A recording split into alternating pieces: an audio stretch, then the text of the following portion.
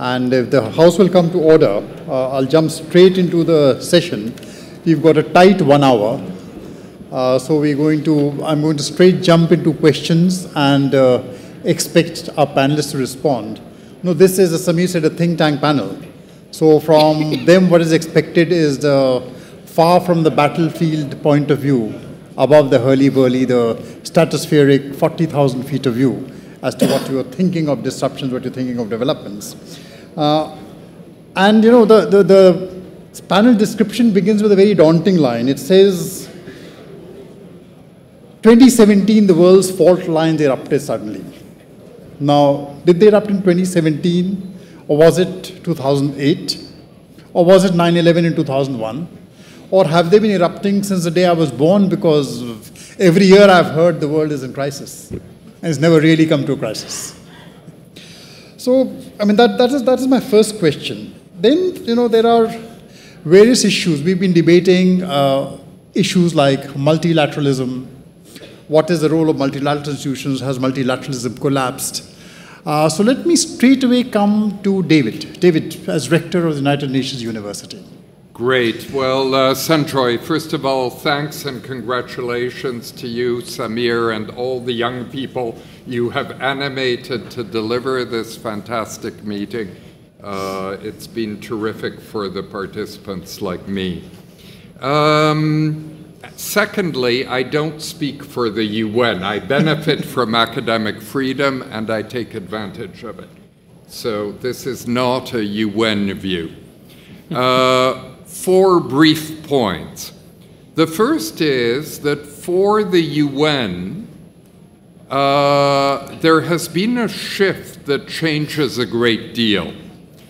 Instead of a single dominant power, or during the Cold War period, 2 geostrategic rivals, there are now 3 geostrategic rivals.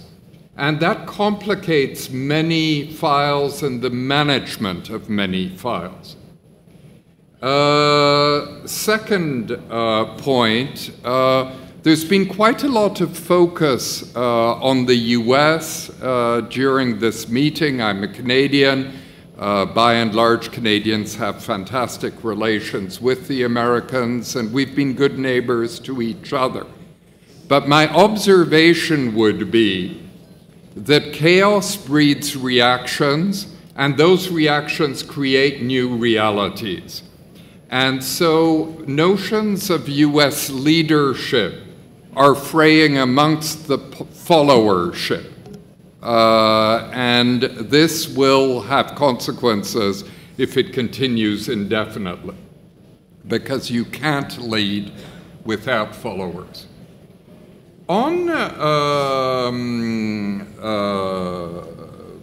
the UN, what the UN can do in the current situation without too much risk, and it can do it with skill, is address in the security sphere so-called orphan conflicts. Yemen. Other than the belligerents, who cares? Alas for Yemen. It's an important country. It's a country of wonderful people. Nobody cares. Here, the UN can be useful. Up to a point, it can be very useful in Myanmar, which we hope can improve in months ahead. And on many African conflicts, the 3 rivals have no difficulty reaching agreement as long as the UN or somebody else does the work, the African Union, the UN, some combination thereof.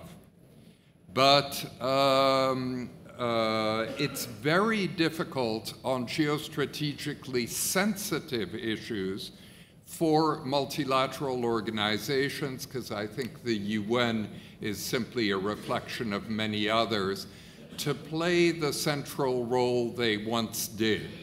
4th point, many of the multilateral organizations are focused on global development of emerging and mainly still developing countries.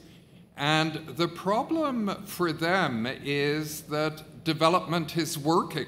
It's actually occurring in large parts of the world. And it hasn't been created by international organizations, this success at development. It has come from within in every case that we have seen. So there is a challenge for the multilateral system as we know it. In conclusion, the main outlines of the multilateral system as we know it are roughly 70 years old, a little bit older for some of its components. That's quite old, and it's at this point quite stressed. In spite of very good leadership here and there, it's quite stressed. Thank you, Sandra. So great, the multilateral system is stressed, and particularly because how does the rule of law or the rule of institutions really prevail when every country starts demanding exceptionalism? I mean, that is where we are finding ourselves today. So you have responses like, plurilateral institutions coming up, which are more like coalitions of convenience, which keep on forming, disappearing. Ambassador Neelam Dev, your response? So I would, of course, want to challenge David suggesting that there are 3 leaders in the United Nations. I think, maybe the UK and France might want to ask about that in the Security Council. So I do think it's, first of all, the one institution which should be reformed, and the processes need to be reformed as well. I think that several countries, but principally for me, India should be a member. And because we are not members, the institutions themselves begin to be more or less dysfunctional. So while they may attempt to address the crisis in Yemen, it does not go very far beyond humanitarian. So I would say that along with the sort of global political institutions, global economic institutions are also stressed. So one quite wise response to the fact that the G7 or G8 at the time wasn't able to manage the global, the financial crisis that arose from the United States was the creation of the G20. That is a plurilateral organization, and it continues to function less dramatically now, but it does take up a number of issues quite successfully. So is it a coalition of convenience, or as they said, a coalition of the willing? Yes, of course, but it has an important role to play. And I think there will be other such institutions which need to be created, because if you look at the WTO, it's near dysfunctional now. You can look at other institutions which used to be very effective for some purposes, which would be the World Bank and the IMF and the Asian Development Bank to a certain extent. But their role has now in some ways been exceeded by the amount of aid that flows out of China, or that India, which is becoming a more important donor than before, the amount of investment that countries like China or India are making in other countries. And also, for example, the Gates Foundation budget is now bigger than the WHO in terms of the health issues that they address. So there are all of these new elements which need to be taken into account if global governance, economic governance, is also to be more effective. So can global governance, Rohinton, be really more effective? And was there not a central problem which occurred in 2008, which led to the collapse? And this is what we are seeing, the disruptions which you're seeing in so-called 2017 really began at that time, the economic disruptions. When the Davos man kind of lost his halo, the prophets lost everything they had. What do you see as emerging out of this? So Sanjay, thank you for having me. I would subscribe to the point you made in your opening remarks that the crisis, and by the way, crisis also implies opportunity, and I'll come to that in a second, is of long time brewing. And the 2008 events were not necessarily when this all began. The consequences of economic integration, which we're now seeing playing out, started about 25 years ago. And so what happened then is, to make that long story short, unskilled workers in poor countries gained at the expense of unskilled workers in rich countries. That's not a 2008 phenomenon. That's like a 1980s and beyond phenomenon. That's what's been playing out, especially in Western Europe and in the US, and to a smaller extent in Canada, much smaller extent, I should say. But that's what the roots of the crisis are. 2008 sort of showed what we've kind of known all along, which is that the institutions and processes to manage globalization had not kept up with globalization. And so that's the second angle there. Two other thoughts on this, because it's you mentioned this again in the opening and in the blurb to the session. Does this mean that there's a crisis in democracy and so on? And my sense is not. Whether we or I or someone likes the results or not, many of the trends we see, be it the Brexit vote or the elections in the US and other countries, they were elections. And they were, for the most part, I mean, there was some rough and tumble, but for the most part, they were legitimate. Interestingly, when you take the data on support for globalization, depending on how you ask the question, of course, support is still quite strong, especially so in emerging economies. There's now a bit of a dichotomy between attitudes to integration in the West, or in the North and the South, but even in the North, it's a question of globalization on what terms. And so that brings me to my final point, is the crisis that leads to opportunity. I think there's room for nation states to assert themselves. There's a lot about managing globalization that does not require multilateral institutions. It would be nice to have functional multilateral institutions, but there are things that we could be doing nationally that we have simply let go by the wayside. One of the issues about this question about technologies replacing jobs and that jobs migrating is that good old-fashioned social policy, social safety nets, retraining programs, skills programs, what used to be called industrial policy, we forgot those things in the dogma, and as a result, industrial countries were unprepared for the transition that they now face. This is not something that a multilateral organization is going to solve. I think this is something that national organizations, national governments can solve. Another example, the whole sort of hue and cry over the fact that immense rents accrue to proprietors of intellectual property and transformative technologies. True, but it is for national governments and nation states to tax those rents and then put them to good social use. Now, there's also a lot of room for multilateralism here. I think we do need some norms around cyber. If we ever got to the stage of taxing robots, it's akin to a Tobin tax. You need a global mechanism to make it work. So yes, there's room for multilateralism, but there's also room for nation states. There's going to be a new compact between those two if we seize the opportunity. Thank you. I'll come back to the question of technology. But Memdu, what I'd like to ask you is, and it flows from what Rohinton says, is democracy, is it really in crisis? It's said, nationalism is taking over. Is that something which is really happening? Is it democracy or is it liberalism that is in crisis?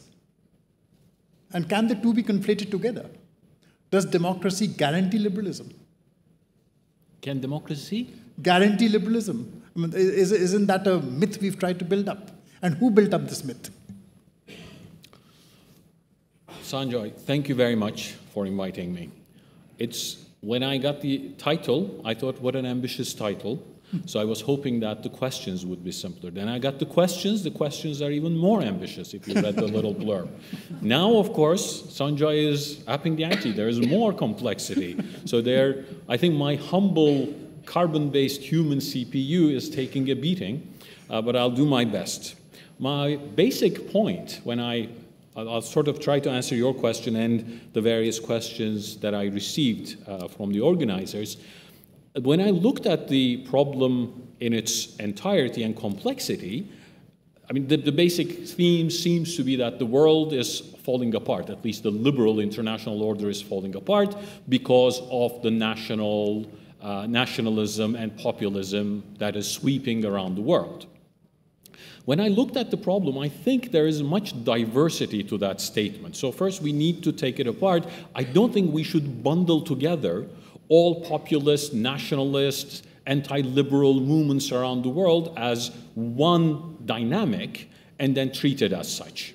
Let me just give a few points to illustrate that. The first one is, I think Rohinton summarized it very well, so I won't repeat it. What happened starting the 80s and eventually culminating in the 2008 crisis created a certain reaction in the Western economies, because it was really the middle classes of the Western economies that were harmed. So there is that economic element, economic illiberalism sort of tendency coming from the West. But in countries like mine, or in India, or other countries I go to, I really don't see this economic reaction, the economic dimension of the illiberalism. I mean, nobody, even Russia isn't talking about leaving the WTO. Turkey is not questioning the WTO. It's a different story. So there are really different dimensions to it. When we look at the global order and the various nationalist sentiments around the world, they have nuances. They're not the same. So let's not bundle them together and make a complex problem even more complex. The second thing is there is also diversity among elite perceptions. I read a lot because of what I do. I follow the financial press, the economic press, and you talk to them. 2017 was a great year. It's synchronous economic growth around the world, and there is no fear of inflation for some time. 18 is supposed to be similar, so we're doing well. I mean, they recognize as an afterthought the possibility that the economic liberal order might take a beating here or there, but I think there is confidence. We can always blame the financial markets for short-termism, but nevertheless, there is a strong group of elites, financial elites around the world who do not, and they put their money where their mouth is, who do not think the international liberal order is that much at risk. The third point I want to make is about the timing perception of what we are living through. I mean, arguably, as Rohinton again very aptly said, we are living the aftercurrents of a crisis that happened. So we had this the economic crisis of 2008, and these are the aftercurrents that are displaying themselves as illiberal movements, and especially in the West. But we may be coming to its end. So we may be actually talking about a problem that's about to live its life, and now we'll start repairing and getting to the new equilibrium. So there's a question there. I'm not saying it is the case, but at least it is worth thinking about. And finally, I think we shouldn't only be talking about shocks to the system that come from 2008 or other economic shocks. As Sanjay mentioned, and in the questions as well, we have these technology shocks that are and will be hitting the system. And automation is obviously one of them, but I think there is more. There is the credibility of information that's coming from online that is undermining our democracies. That is one of those shocks that we'll see unfold over time. So the 2008 and what preceded it might be a crisis threatening the liberal order that is that's about to come to its final phases, but we have superimposed series of shocks, technology and social, that we'll have to deal with. Just a final thought. So I tried to create sort of some uncertainty about this dominant theme of the liberal global order being under threat, let me just try to unite it under one theme. I think the basic problem is, and I think the title captures it very well, is if you have these disruptive transitions, and we have in technology and economics around the world these series of disruptions, you either adjust your ideas and institutions. That's the adaptation flexibility bit. If you don't do it, then you leave it to the idiom, that is the politics, to deal with it. And you give it the sort of free area, and that is the breeding ground for populism and nationalism. So I think what we did when the economic crisis hit, we weren't ready for flexibility in our ideas and institutions, especially in our market purism, and especially in the purism of globalization as we understood it, in the sense that we thought it had to be across the board, it had to be perfect capital flows, it had to be perfect trade. Those can be calibrated, and that is where the flexibility comes in. So I think we will have transitions, we'll have one after another. It's a matter of getting the flexibility in ideas and institutions if we want to save our democracies from the idiom of populism. And I'll stop there. Thank you for adding those layers. And, frankly, let me confess that as an Asian and as a liberal, I get a bit jittery when a panel at the Raisina gets together to debate the end of the liberal order, the rise of the Asian century. Now, how the hell did these two get conflated together? How did these two things come together? Does the rise of the Asian century is responsible for the end of liberalism? I don't think so. But anyway, Yulson, what is your perception? Well, first of all, I'd like to thank Sanjoy and ORF to invite me to this great conference. Your question, I'd like to speak in the context of East Asia, where I come from, northeastern part of the region. Yes. When it comes to liberal international order, we don't see that in hard security areas. Still, the realist world of balance of power. But in other areas, economics, yes, there's increasing economic interdependence and institutionalization there. And what we see so far for the past several decades is that geopolitical aims have been largely contained within a limited range of tensions where the economics in that sense works. Now, where we go in that sense, liberal economic order, liberal international order. When you see East Asia, the order there, it is America-centered and America-made, and then premised on the open and rules-based, loosely rules-based international relations. Now the order has been challenged, and this time it is interesting that the challenger is the United States, Trump, and the new administration. The United States under the new government has begun shaking sort of 70 years of regional alliances, partnerships, and regional institutions by pulling the United States out of TPP, using aggressive unilateralism in trade areas, etc. So we might see that as the crisis of authority in the sense that it is the capability of making or remaking the order, and now the way United States is behaving the last year is that you might call it as a crisis of authority in the region in Northeast Asia. Or you might call it a delegitimation phase in the region. Then the next question is that, is it the crisis of liberal international order? There's a crisis of authority, but it seems that more actors are seeking voice and authority in the operation of the system, and that's clearly disruptive. But we are yet to hear a call for a wholesale revision of the existing, current system, nor the viable alternative to it. And China is a good case that we've been discussing the new initiatives and institutions like Belt and Road Initiative, AIIB, and etc. But our discussion concludes that China demands significant change to the existing system or complement the existing system, but is not replacing that into a new one, which they never say that it is a illiberal or post-liberal order. So, or even the Chinese leader speaking of liberal, global globalization and free trade and etc. So.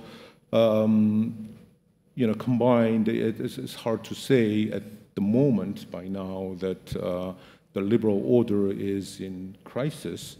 And at the same time, when you look at non-great powers like other East Asian countries, Japan, South Korea, Australia, and others, those countries show strong willingness to continue the liberal international order rule-based system. And the TPP-11 is a good case in which United States is not there, but other countries are working hard to maintain or improve the liberal international system. So combined, that I should say by now that we are seeing increasingly a crisis of authority, but we are not seeing the crisis of liberal international order. Thank you. I'm extremely tempted. You just flew in from Seoul late last night. And so there's a question which everyone will want to ask you, so I'll raise it here before anyone else does it.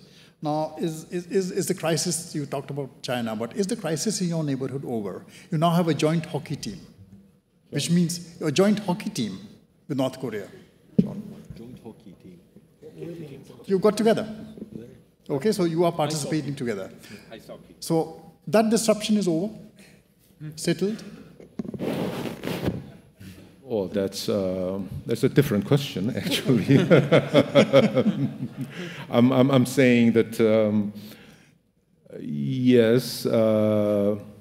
It's a classical functionalist account that more exchanges, more context that leads to spill over to security areas. But what I'm saying here is that I'm not saying that spill over from economics to security or geopolitics. I'm just saying that we have liberal order in economics, and that is still there.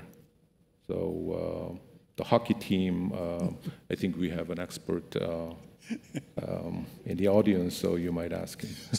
So given a chance, nations will get together, they will talk to each other. There is too much at stake in the larger economy, in the larger security framework. So maybe the world is not getting so close to disruption as we really thought. But now let me come to technology, and this you just quickly respond in one minute before I throw this open to the audience. We talked about democracy, but then there's this huge force of technology which is bringing all these changes. And technology, just like democracy, can equally be a force for deglobalization. And the way new technologies are going to be developing, it is as much a force of deglobalization as globalization.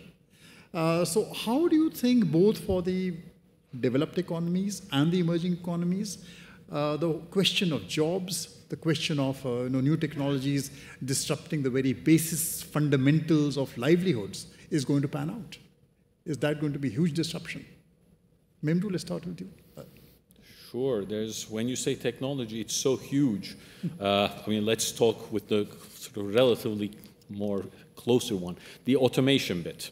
Obviously, with the automation, we are expecting a few things. One of them is that the manufacturing export-based growth model that brought up many of the East Asian economies may not be available sort of in the next 15, 20 years. It might be coming to an end. So in that sense, it is a force for deglobalization if parts of the world that are still not part of the global labor system or global economy may not have access to the global system as fast as their counterparts in East Asia. So that would be a dynamic that sort of scares us.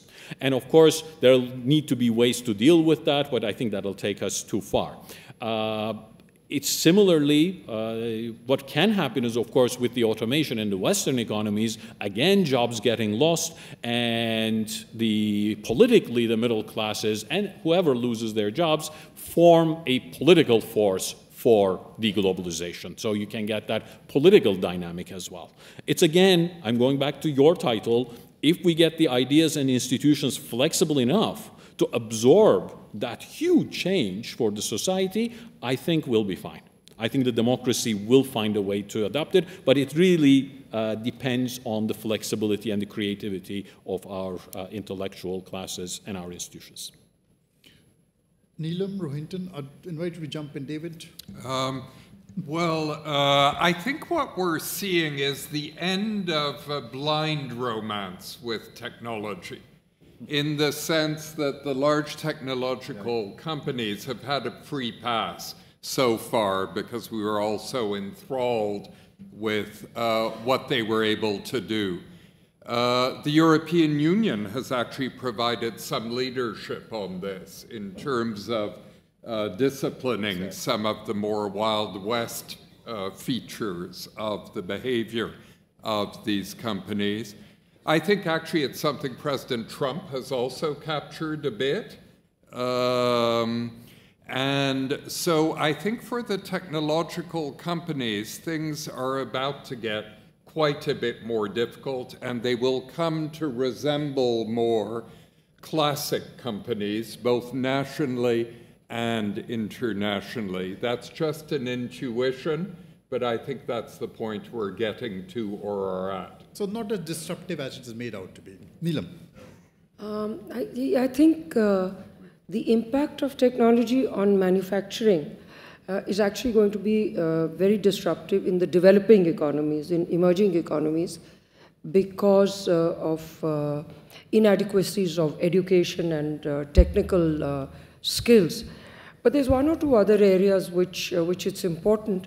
So because it's going to have such a big impact on the creation of jobs, we need to consider how to deal globally or in smaller groupings, trade in services, which is already more important than manufacturing in trade. More services are now traded than actually commodities.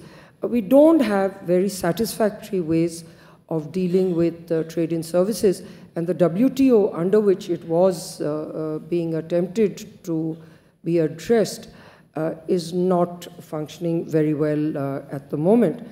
But I think technology has a couple of other aspects that we need to keep in mind. One, of course, is it is affecting already the way in which conflicts play out. So the machine aspects of war have changed already, and so drones are one part of it, but cyber is the other part of it. So the distinction between economic and war, or between civilian and armed forces, has actually been erased. And then, of course, there is the other aspect which impacts democracy perhaps even more, and that is social media. Rohinton, 1 minute before I throw this open. I think Memdu and David and Neelam are absolutely right. So first, the big challenge is finding jobs when the low-level jobs will be mechanized. And if you're Ethiopia, this is a big problem. I also think that there is a thesis, antithesis, synthesis going on, and yes, the tech companies have had a free ride. We woke up and there will be a reaction, and we're seeing it. One or two other points on that. This is not the first time that technology has driven globalization, and that proprietary technology centered in a few countries or in a few firms. That's pretty much the story of the Industrial Revolution as well. And we simply don't know how these things play out, but what we know is that any change happens in a very specific way, and then it spreads. And I don't see that much difference this time. I mean, all the stuff about social media, again, we're catching up. So maybe the last time the bad guys used social media to their advantage. We've learned. Now the good guys will begin harnessing it for various things too. Final point, if there's one thing I'd like to see the world come together on in some way, is to, at the very least, refresh TRIPS, the Intellectual Property Agreement, but actually go beyond TRIPS and think about ways in which technology can spread. And there's lots of models out there. We can come back to that issue. But I think this is where the future is going to be, back to my point about the Industrial Revolution. So you have heard the think tankers, and actually they are far more positive. They don't think that disruption is really hitting as hard. There are controls in place. Now with this, I throw up this for questions. First preference, of course, goes to our young fellows. I already have two names from the young fellows who want to ask questions. Shi Chen and Maria Yamasaki. Short questions, we'll take them together and then we'll respond from here. Okay, sure. If you have your question to a specific member on the panel, please address it that way. Yeah, sure. Thank you very much. My name is Xu Chen from China Foreign Affairs University. My question will be directed to Mr. Song. I'd like to push you a little bit more on the question of the international order. That China and many other countries are currently facing a dilemma between the Kinderberg trap and the Thucydides trap. That on one hand, the Kinderberg trap means that China should take the responsibility of providing more public goods, including kind of international orders or norms, because the United States is retreating in some certain fields to a certain extent.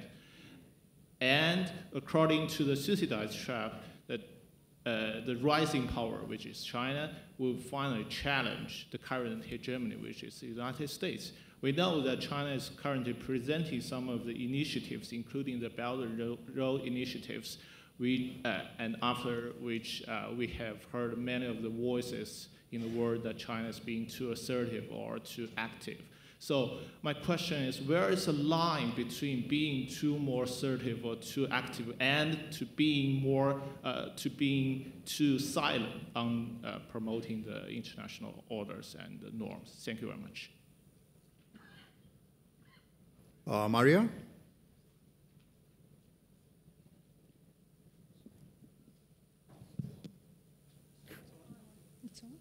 It's on? Oh, yeah. Sorry. Hello, so I'm Maria from Japan's Foreign Ministry. My question goes to Professor Malone. So actually, for the last 3 days, we've been discussing the disruptions that our world is undergoing, and hence the increasing important role of India. So I would like to ask you whether if you expect India to play a more significant role in UN system, and maybe expect India to strengthen more the current UN system. Thank you. Okay, and while the panelists respond, please grab the mics on this side. I'll call people out by the precedence with which they line up. Yulson, would you like to start?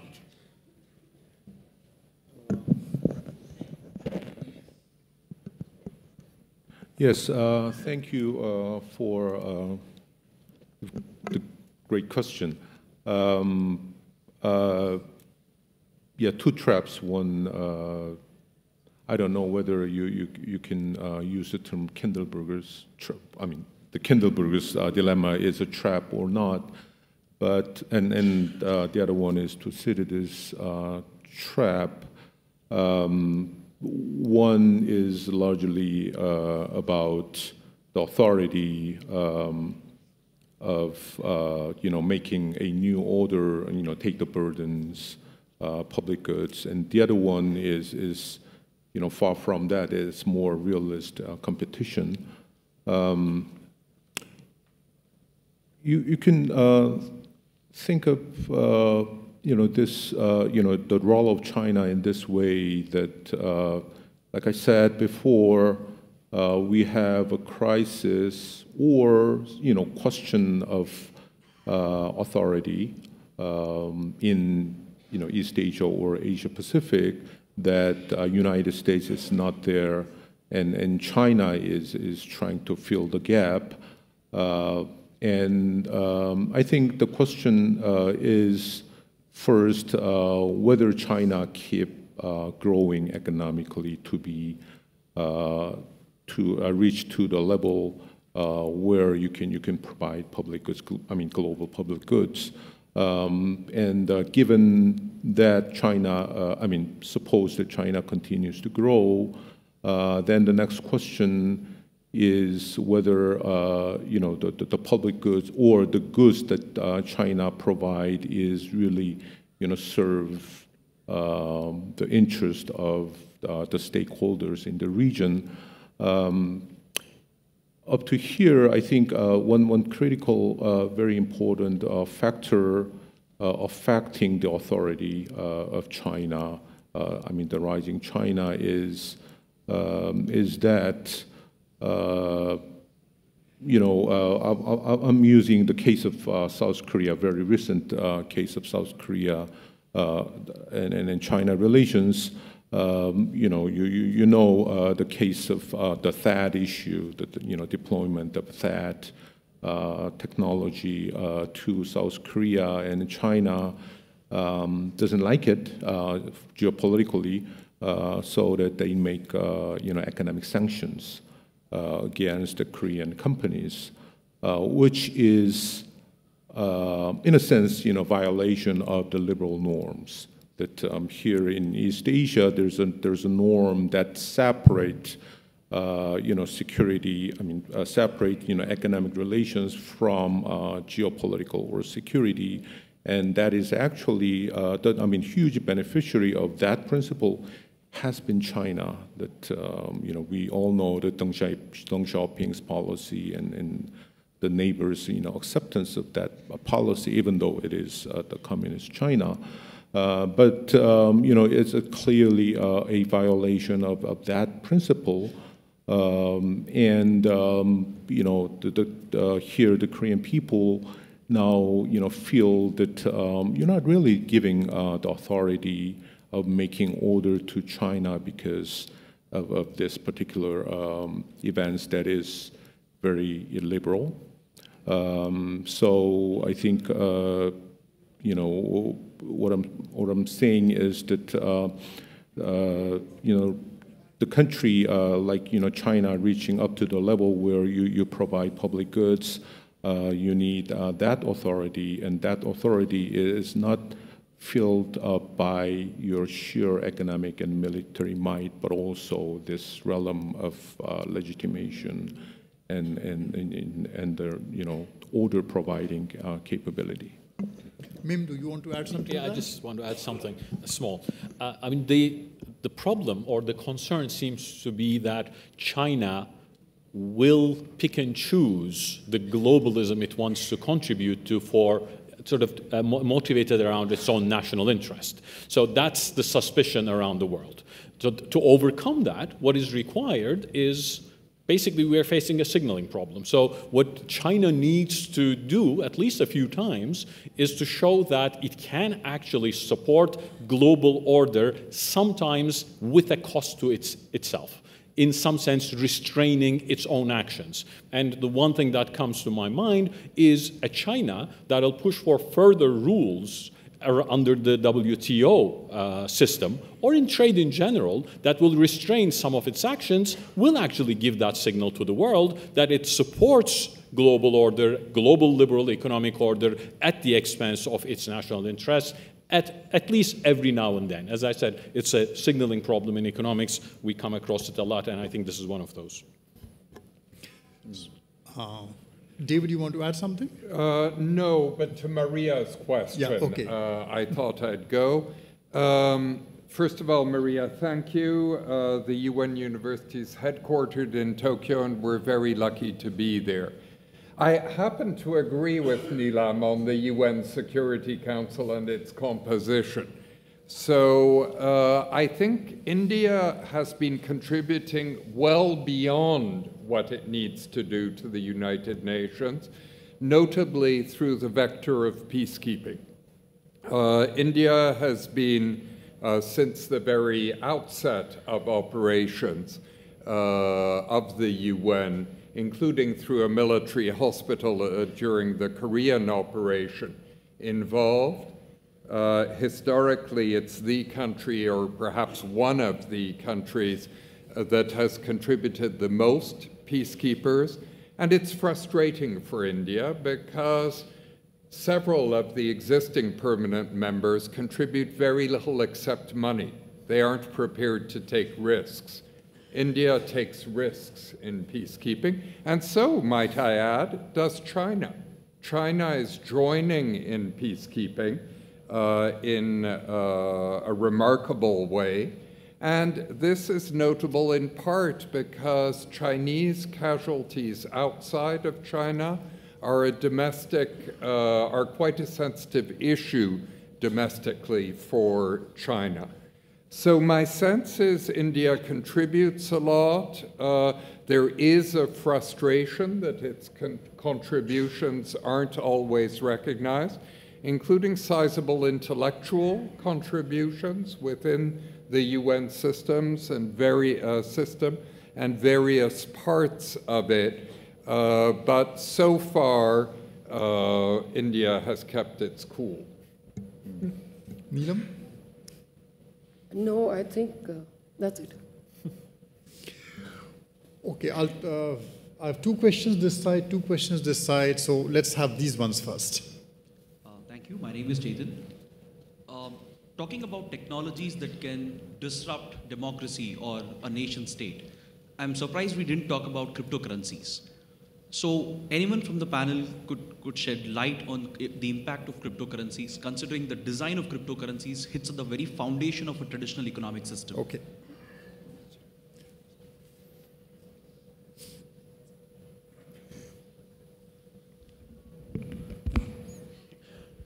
Hello. Hello, Kareem Foda from the Brookings Institution Global Economy and Development Program. My question's for Mr. Medor. You mentioned the room for nation states to act given, or in terms of the evolving social contract between citizen and state amidst the technological change and wage competition among unskilled workers around the world. Do you believe that multilateral fora like the G20 or international agreements like Paris or even the SDGs are the future of global cooperation in the 21st century? In other words, do agreements and fora help drive national economic policies in a global economy? Thank you. Thank you. Hi, Jay Kansara from the Hindu American Foundation based in Washington, D.C. Just recently in America, it seems that we're also going through a disruption, and one of those disruptions was the firing of Steve Bannon from the White House and subsequently his departure from Breitbart. And he was particularly concerned about China.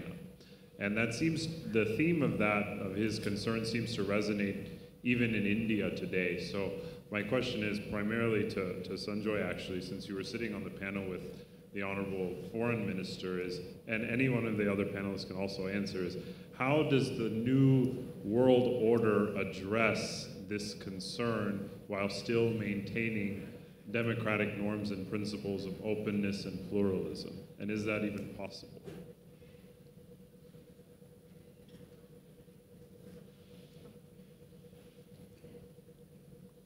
Okay. My name is Shaima Riyad, and I'm working for the Egyptian Cabinet Prime Minister Office.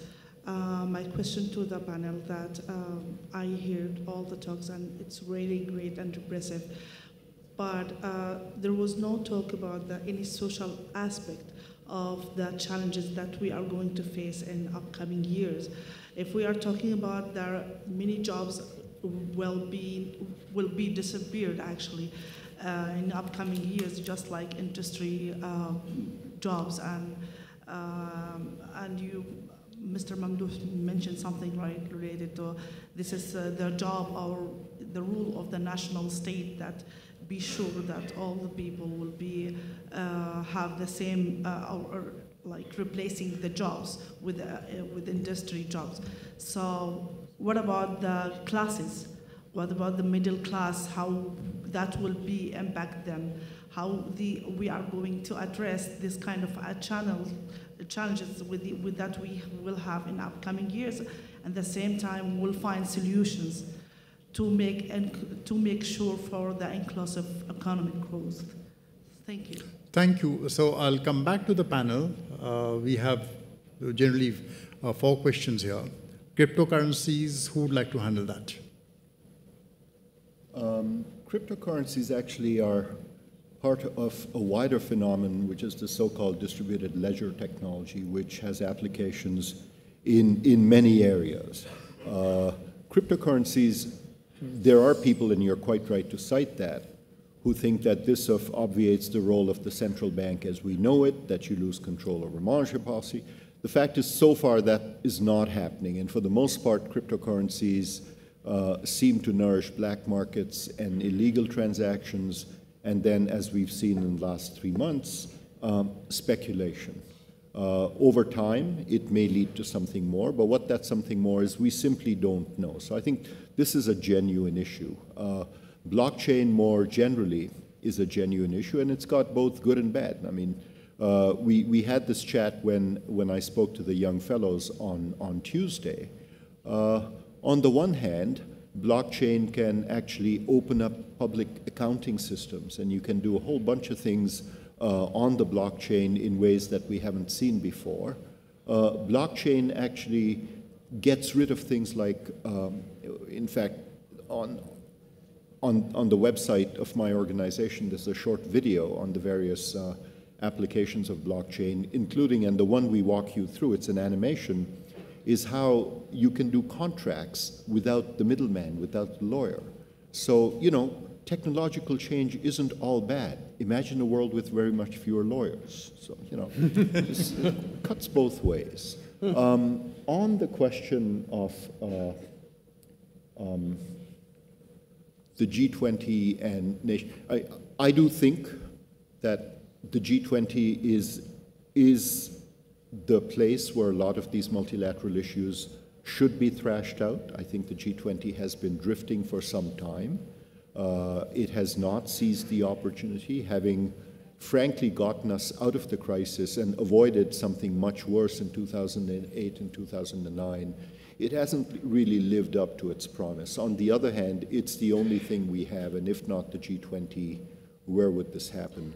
I'm not necessarily sure, though, that the sequence is that the G20 decides and then nation states follow, because there's a large number of people who feel that the G20 isn't legitimate. Now, there's ways to get around that. One of the proposals that I'm partial to is that G20 decisions then get ratified in the General Assembly, for example. That's one way to do it. There's also proposals to have constituencies and so, but there's ways to sort of balance the efficiency that a small group brings with the lack of accountability that a small group also brings. So I think that's where it's at.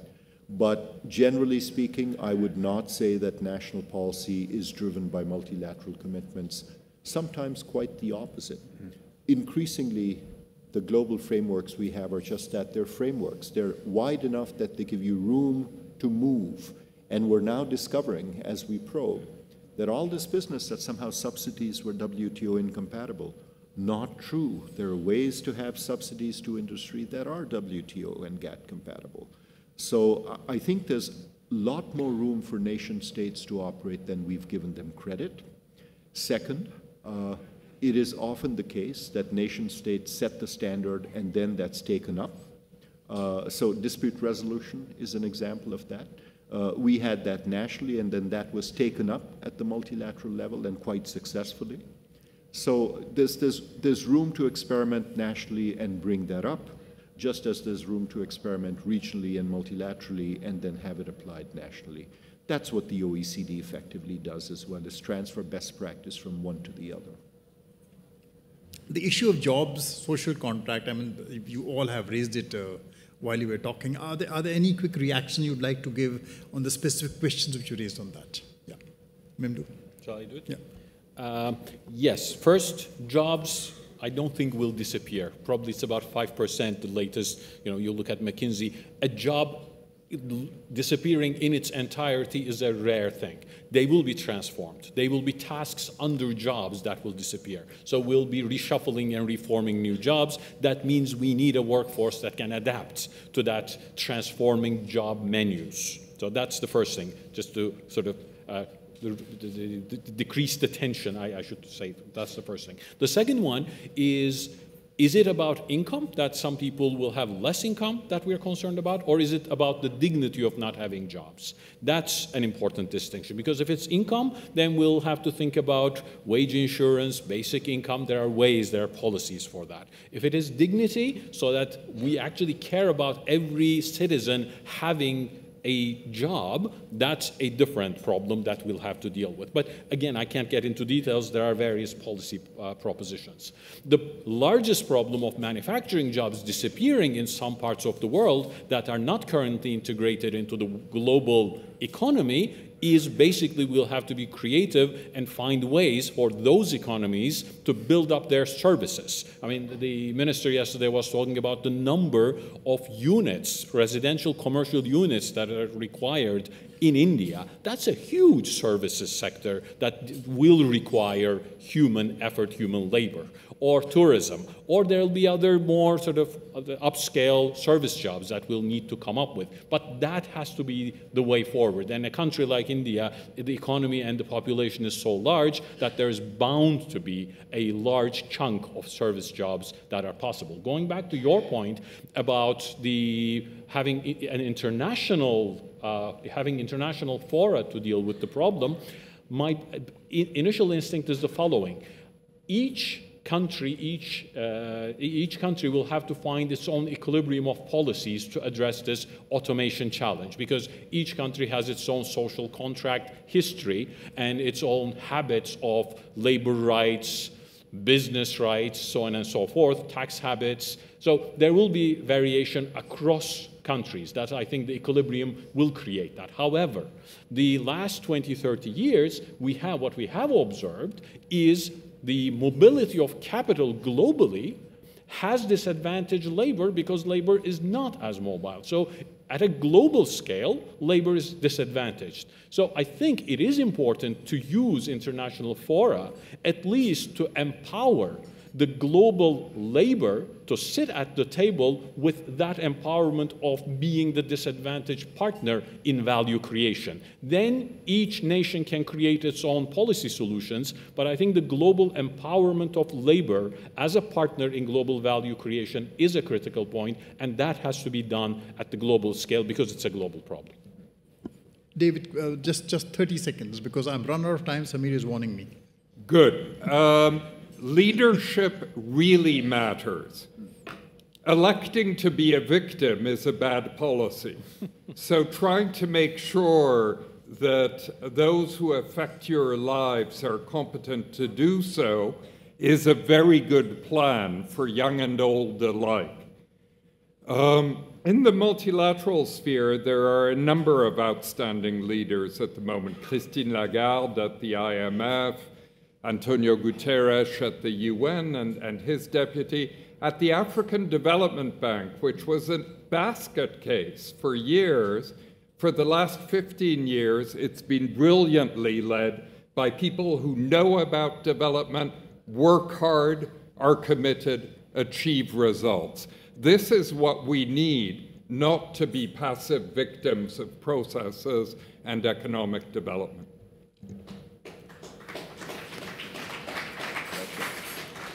A quick response, because I was asked a question on the question of democracy. My own view is that this bundling together of democracy and liberalism, that is where a mistake has been made. If there was a crisis in liberalism, the crisis was within the liberal world order. And The response to that is also democracy. Democracy will apply the necessary correctives. Liberalism did end up becoming rather illiberal. It became subject to capture by a certain elite. And that is what was being questioned by the Rust Belt. That was questioned in various other countries too. Democracy will apply the correctives, so democracy, yes, is alive and kicking. That is my short answer. So thank you for this brilliant panel. You helped me keep the time. I did not have to discipline you. So great, thanks. Thank you.